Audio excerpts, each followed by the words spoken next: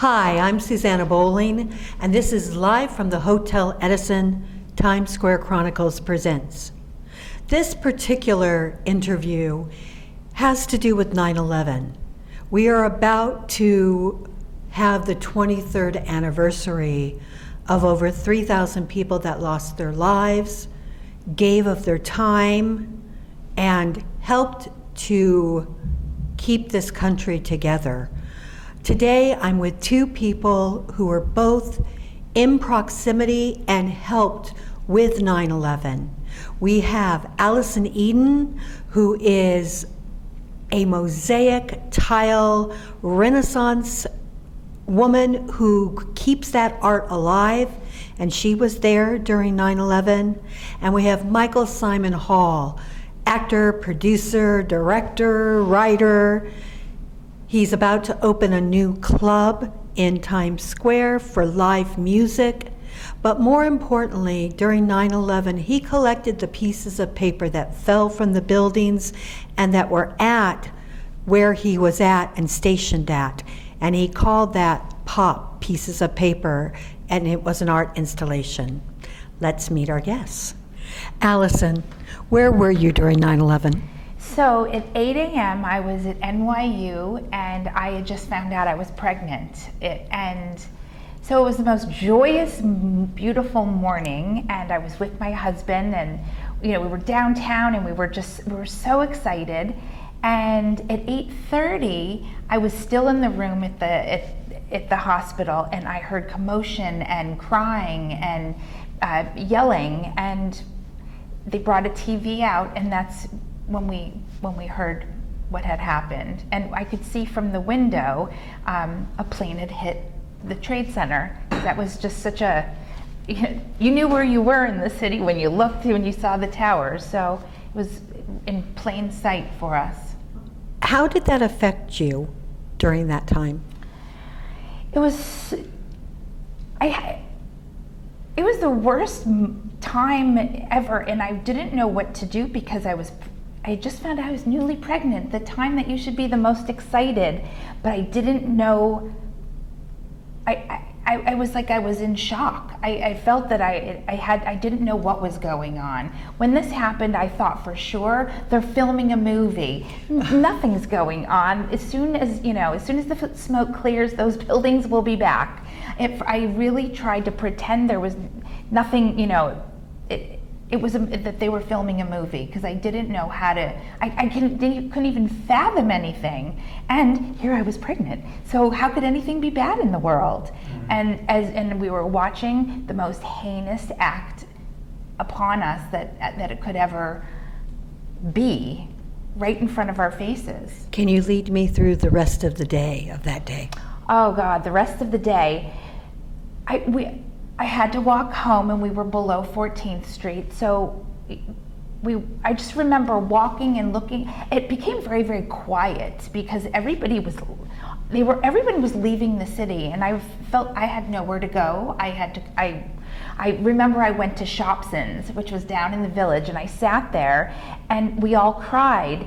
And a very strange, pivotal moment for me was that I had gone to the same coffee truck for 15 years.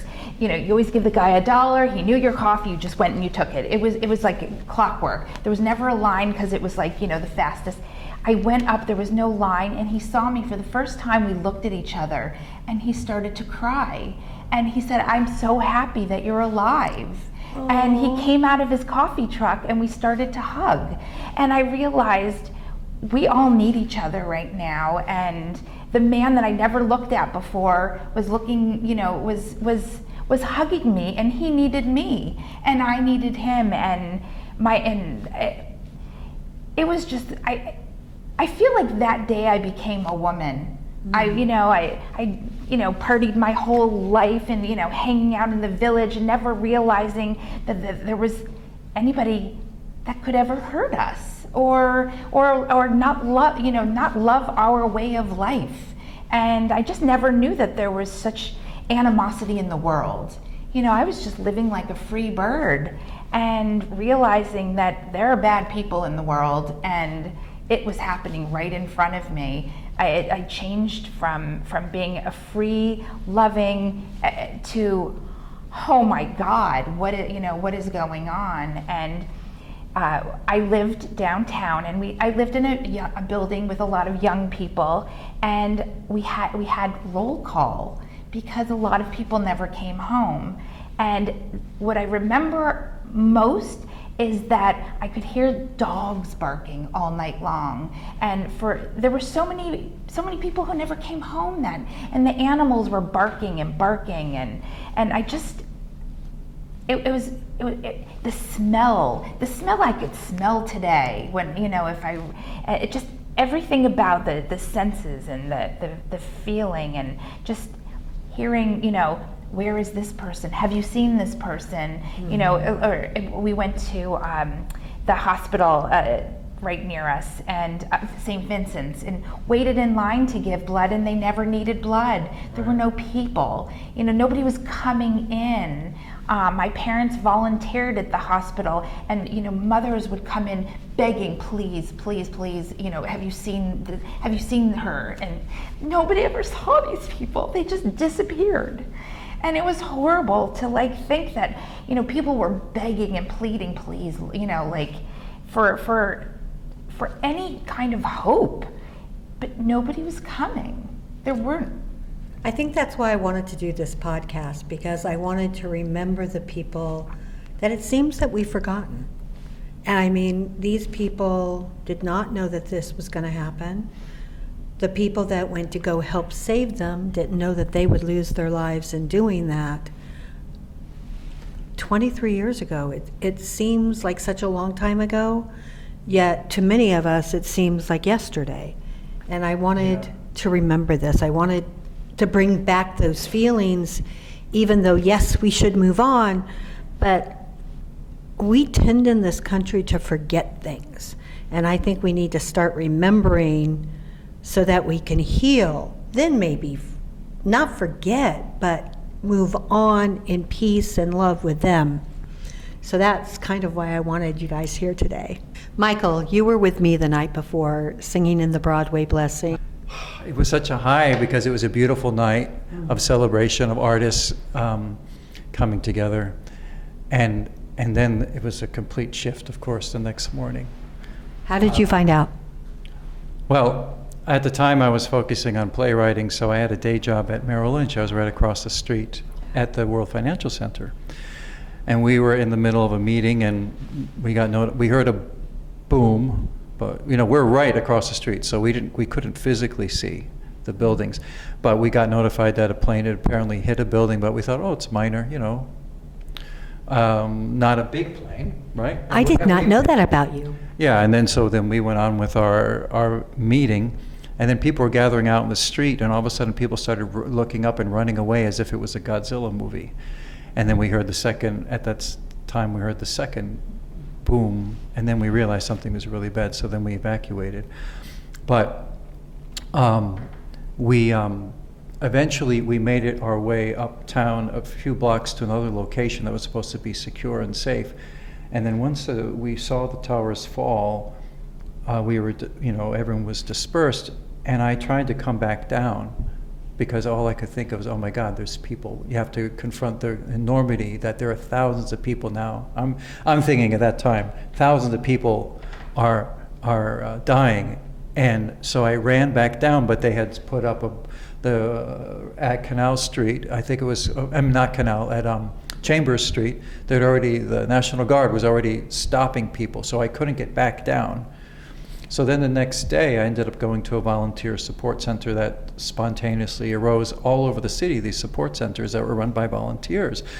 And we ended up coordinating with St. Vincent's, and I was one of the ones that had to go around tabulating information on missing persons and trying to create a database to try to organize missing persons from St. Vincent's and other locations in the lower Manhattan. And but I was at the Chelsea Piers Support Center. Chelsea Piers basically became an emergency support center for the first week. It was completely grassroots run, and it was amazing because someone from the mayor's office came in and stuck their head in one time a day and said, okay, you guys are okay, and they just left. We're under no legal supervision from anybody, from the city, because there was so much going on, of course. They said, you guys are organized enough, just do what you can do to help people. So it was an all-purpose support center, but at the end of that week, after helping thousands of people, missing persons, helping to decontaminate first responders who were coming up from ground zero, for the firefighters and the iron workers and whatnot, and providing food and shelter and counseling for people, and trying to locate missing persons, and having people from speaking all different kinds of languages for everyone in the city could find someone. And this is all spontaneously arose. And the beautiful thing is that in the face of this tragedy, there was this tremendous beauty that rose in people, and connection between people, and there was no question or hesitancy. It was all about, what can I do to help, and it was people who had come here who were on vacation, and they were from other countries, and they couldn't hardly speak the language, and they showed up to help. And you have people from all walks of life, and no one cared about your religion or your politics or what nothing mattered. It was all, how can I help? What can I do? And that was so beautiful. And that's really what really, like, to me was, it's about that American spirit. And it's even bigger than that. I feel like it's the human spirit. But that's what kept us all going and kept us strong throughout that week as we tried to do what we could. And we were going back and forth from ground zero, delivering supplies. And we thought we were going to find, we thought we were going to be able to recover some people. And that was one of the hardest things to accept, that the people had left who had already left. And then there were the first responders, of course, the firefighters and the policemen who made the ultimate sacrifice trying to save them. But there was not going to be anyone to give blood to, right? And all that. And but at the end of that first week, the Office of Emergency Management took it over, finally came in and said, okay, thank you very much for your service. Everyone, you can go home.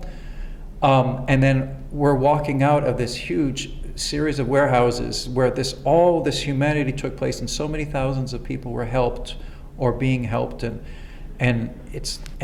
the walls were covered with pieces of paper documenting everything. And I said, you can't throw this out. I have to save this. So I went around and I took all the makeshift signs that we used to delineate where people would go. Here's where you get food. Here's where you can get a massage. Here's where you go for counseling. Here's where you deliver supplies. And these are the inventory lists of all the supplies that we have. Of course, it was the things that people needed: shoes, socks, boots, buckets, toothbrush, things they needed at ground zero, that were coming in from all over the country. These trailers full of things were being delivered, and then also all the local restaurants delivering all the food. And anyway, so these pieces of paper told the story of humanity that happened that week. And it was so powerful to me, and they were all handwritten because we had no computers, all systems were down, so we had to write on the back of paper bags and things. And so I saved all these things. And I said, I have to do some kind of an installation to honor the spirit of the volunteers. And eventually I realized, well, because I'm really a theater person, I ended up making it into a theater installation where the backdrop is the pieces of paper. They kind of provide the setting, but then it's really about this ensemble piece recreated what it was like to work in this community center with a large ensemble, and it was largely movement-based, but there's also text, and the actual contents of the pieces of paper were part of the text. And with an original soundscape, and it was called Pieces of Paper, Aspirations of 9/11, because I wanted to, this is important, these were pieces of paper I feel like they symbolize life and compassion and empathy. And as juxtaposed to the pieces of paper that flew out of the towers as the towers collapsed, you could say those were papers of death. But these were papers of life. And so the idea was pieces of paper, aspirations of 9/11. And so it was produced at the Here Art Center and also at the Irondale Center in Brooklyn for the 10th anniversary of 9/11. And I still have the documents, they're all encased in plexiglass. And I consider it like an ongoing exploration that I haven't gone back to it yet, but I will. That there's, there's many different ways to express, or to communicate the meaningfulness of what this experience meant to so many people through these documents. So we'll see what happens with that. I feel like out of that heinous moment and that the months that led after that, people did become loving. I remember going on the subway. Please sit down. No, you sit down. Oh, when have you seen that? And when that first hour that it happened, I was, it was still summer. It was this most beautiful day, and everybody was coming back from the summer and really ready for this beautiful, fall to start. And then the world ended. I mean, so quickly. I just remember watching my husband, who is so macho. I never saw him cry before. I didn't even know he could cry. Cried like a baby, and for months. But I never saw that. And just the way that people became unified, where I feel like now nobody's unified anymore. They have forgotten. They forgot how during the worst of times, how people, would do anything to help. I mean, and we didn't have phones, and those were down. We didn't have computers, so people would listen on the news. What do they need today? How are we gonna get it? How am I gonna, figure out how to get masks? And I remember Thursday,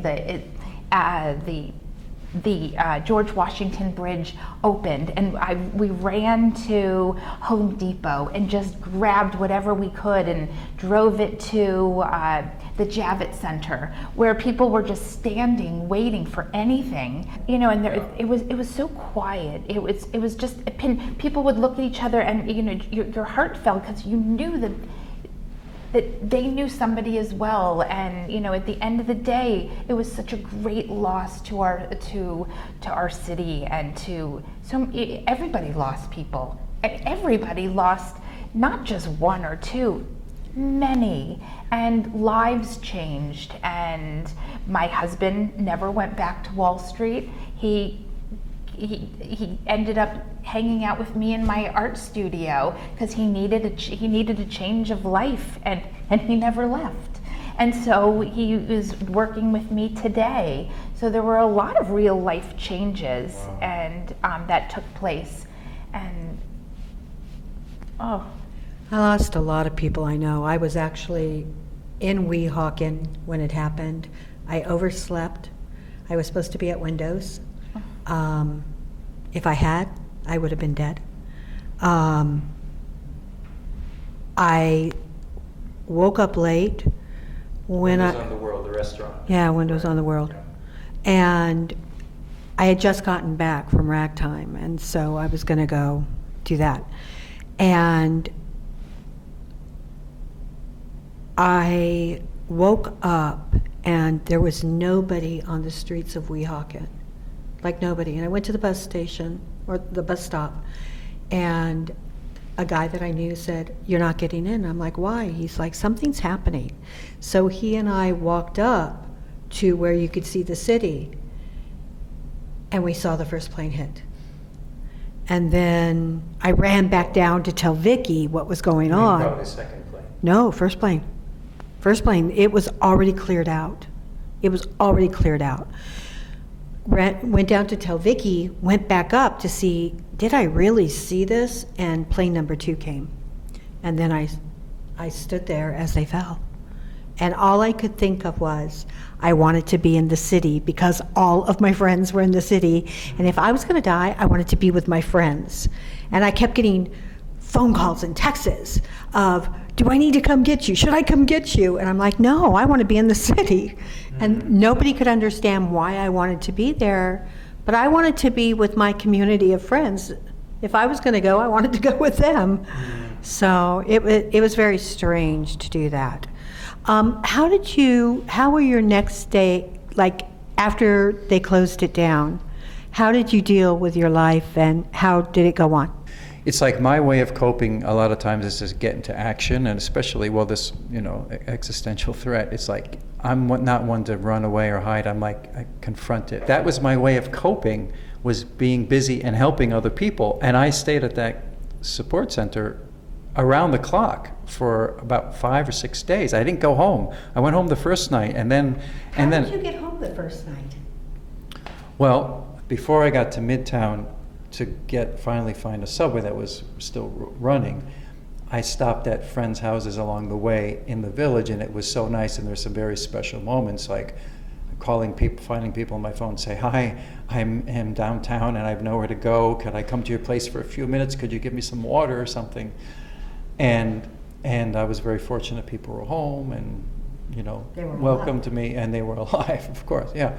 And then eventually I made it to Midtown, and then I went up. I live in the Upper East Side, so then I took the subway up there. And then the next morning, then I came back down to Chelsea Piers. First week, I was so focused on just doing something to help that I wasn't going home because I didn't want to be alone, right? I mean, I was living by myself at that time. And that was my way of being around people, was being at this community center with all these amazing people. And people ended up showing up from theater business that I know, friends, comrades, or colleagues. But it didn't really matter. I mean, it was just people, being around people. But then on the end of that last Sunday, I was one of the last people to leave. It's almost like I didn't want to go home. I didn't want to confront dealing with the aftermath. And I was one of the last people to leave, and that's why I was there alone. I was looking at all these pieces of paper, and then I decided to save them, right? But then eventually I went home, and I was actually in the middle of rehearsing a play, and I totally forgot that we ended up and opened up, like we were delayed for a week, but then we were performing a few weeks later. We were doing a new play. I can't believe it. But I remember I forgot to call my stage manager. I forgot to call the fellow actors and let them know I was okay. Oh, and they were worried. They were worried. And it's like I was so focused on my family, making sure my family knew I was okay and making sure they were okay, and a few close friends. I forgot. I felt so badly afterward because I didn't realize that they knew that I worked right across from the towers. And if we went into work early that day, and on that particular day, if I had gone into work like at a normal time, I very well may have been walking right under the towers when they got hit. Who knows? But anyway, the thing is, they were worried that I was gone because they didn't hear from me. Wow. And I felt very badly about that after that, So anyway, but how did I cope? I mean, the thing is, I started to get into action right away about what could I do with these pieces of paper. And I started just trying to create, like as an artist, create your way out of the problem. But that's what we do in life, right? But I was trying to do something aesthetic and creative that was my way of kind of healing by trying to do something constructive with these documents, Allison, how did you spend the rest of your time that year? I buried myself in work, and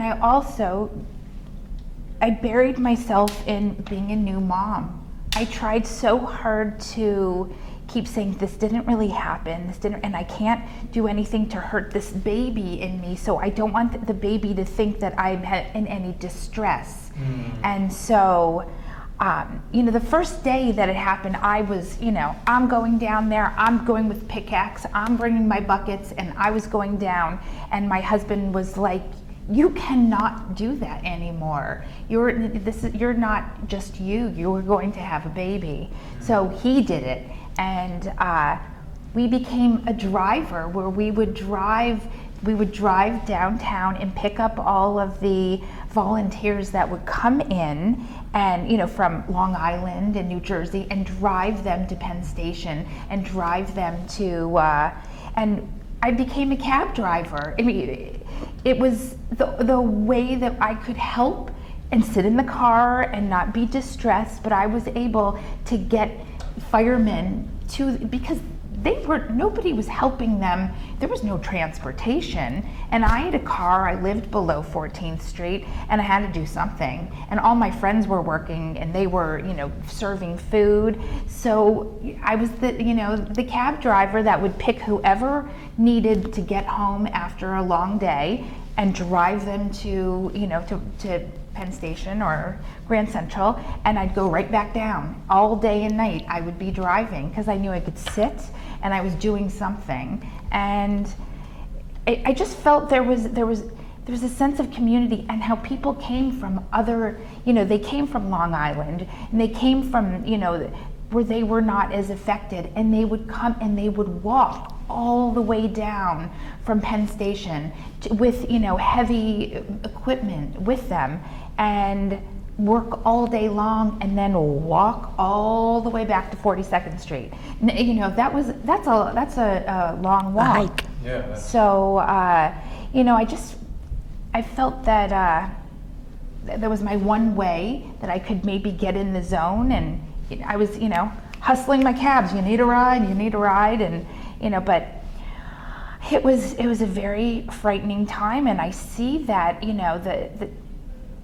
that the world, it could happen again. It could. And it's so scary. We need to realize that we are all one. New York City is a melting pot of everybody. That is what really made New York City so fabulous. It's filled with every color, every creed, every business, and you would come to New York to be the titan of your industry. You would come here, and live in a teeny little apartment with 4 people just because you wanted to be here, and you wanted to work hard, and you wanted that American dream, and you wanted to be the best of the best of the best.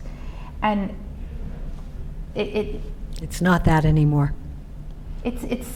we need to make it that. We do need to make that back. I mean, I think the one question and the one thing that people are unwilling to say is, with all the migrants that have come in, we have not vetted them.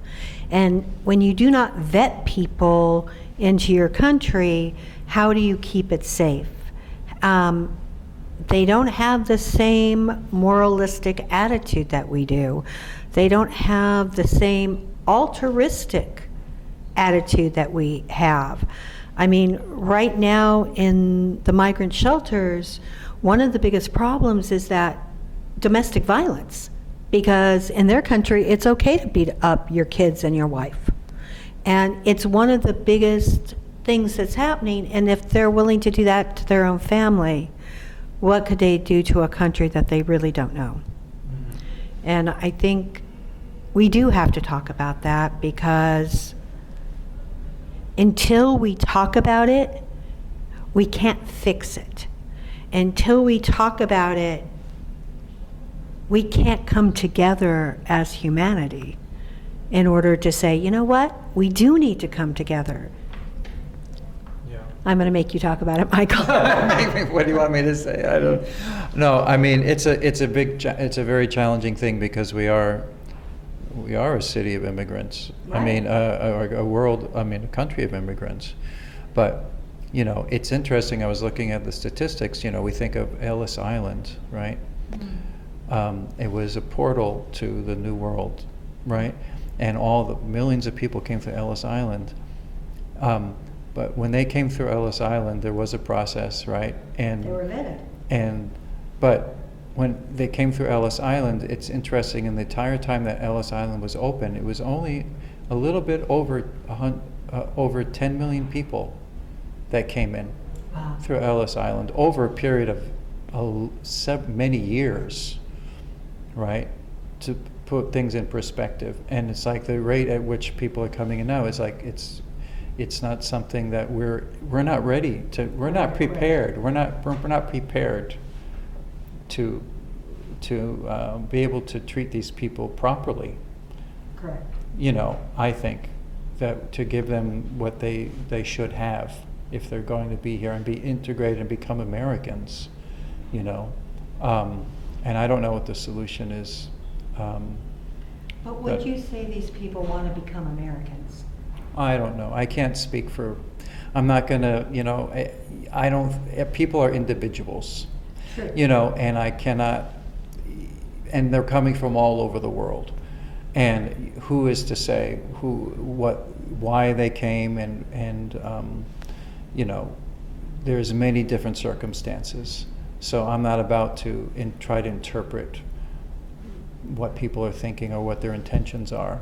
Of course, they all want to be here for some reason, right? They see they want to be here, and I just hope that we can find a solution that is humane, and that's just, and that's fair, and that is also fair to them, but also to our fellow. How do you see today in the migrant situation with what happened at 9/11? Well, I feel that in order to keep America running, we need migrants all the time, but there has to be a process. You have to, as a mother, I take the subway and I see children, babies, just sleeping on the ground, and I told you a story that I was walking through the subway and I saw a mother with 2 little baby boys, and I looked and I said, 2 little baby boys should not be sleeping. They shouldn't be sleeping in the subway floor, but yet, why are they sleeping? My kids never slept. And I'm seeing this all over. You see all these babies, there'll be a mother with 3 or 4 babies, in the subway, and they're sleeping. I mean, what's going on here? Why, if they're gonna bring migrants here, they need to be able to, they need to work, we need to house them, they need to feed them. And then we have a homeless problem that we're not taking care of our own homeless people. No, we don't, and that's the saddest part. People are fleeing New York City in droves, and this is the greatest city in the world. And we need to really have taken care of the homeless problem that we had before. We now have so many and so many fewer taxpayers, and how is this problem going to end? I mean, I wander around, I see all the stores are shuttered, and I see, I've seen so many, I've never seen a robbery in my life before COVID, and I've seen multiples at this point. And it's just a very scary, unsavory time. And how do we all help each other? There are too many people coming in, and these hotels are all turning into shelters. And are they here for the American dream? I mean, I would have swept floors when I came if I, and is this is the mentality of the hard work? Is it there? If so, let's get these people into jobs, because we need to turn the city around. And if there are no jobs here, then they need to be where they can live a life. If they're coming here, they need to, who are they? Where are they coming from? What do you do? What are your skills? Are you a farmer? Let's get you on the farm. Let's, don't drop them in New York City where, the rents are so, astronomical. Yeah, where a cheeseburger's $30. Like, you're putting them in the wrong Right. place. And so, nope, you're not doing anybody a service. People need a purpose. Yes. And one of the worst things you can do is, yes, maybe they're better off in a way from where they came, but they need to have a purpose. Otherwise, they're going to become very unhappy. It's not, and like you said, that they have, everyone has some kind of skill. And that I can't imagine coming here and just be sitting around not doing anything, waiting for something to happen. That's not, maybe, but that's not good for anyone's state of mind. They need, we need to, as soon as possible, the infrastructure needs to be set up. And a lot of these people can actually be used to help create that infrastructure, and can be helped to set up, the systems that we need, and they can be integrated into making that system work. Since 9/11, what have you been doing? Let's get to the positive thing. What are you doing now in your life, and What can we look forward to from Allison Eden? Oh, well, I raised two beautiful boys that are, one graduate, my son that I found out I was pregnant on 9/11. He took a military route, and I'm so very, very proud of him. I have another in college, and I am working my studio. I still have my same studio assistants that I had 23 years ago. So we always stayed as a pod, and we stayed together, and we worked to beautify this world with bringing beautiful art. And that's what I always felt like that was my calling, was to just put beauty and love into the world. So that's really what I'm doing today. And I never left New York City. I love it here so much, and I would love to to help bring it back to its golden. To me, it will always be in its golden age. But we're a little rough around the edges right now, and so. But you also have a new showcase about to open up. Serendipity in Times Square is opening in a few weeks.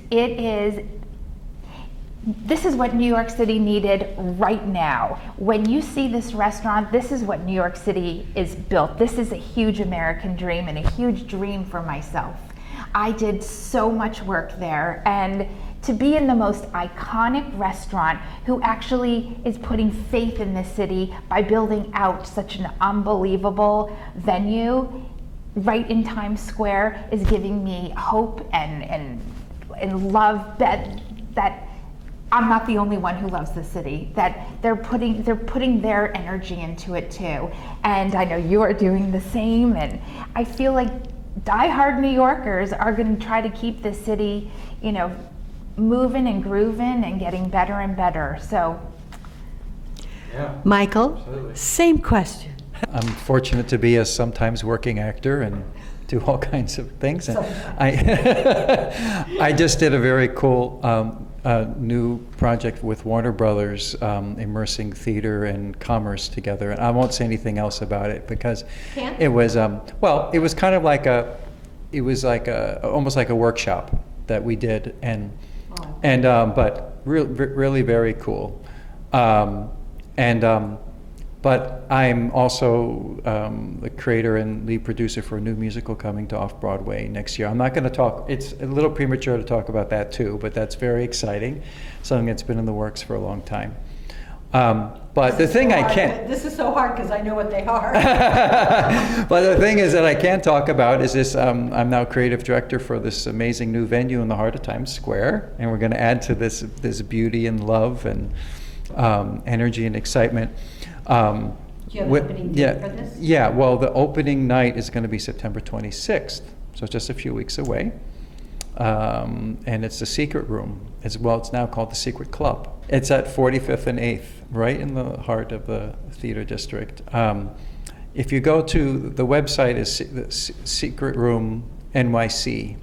And that for now, that's still what it says right now. And yeah, we're going to have some of the greatest jazz musicians in the city coming, and in this beautiful speakeasy style space that serves great food, and we're going to have great Broadway level entertainment. And on this opening night, no cover, no minimum. Just come along, have a great time, listen to some great jazz, great music, and it's going to be fantastic. I would like to thank our amazing videographer who has done amazing things today with light and sound, Magda Katz. I would like to thank Romel Gopez and the Hotel Edison for giving us a home and allowing us to have these conversations. I'm Susanna Bowling. This has been live from the Hotel Edison. Times Square Chronicles presents.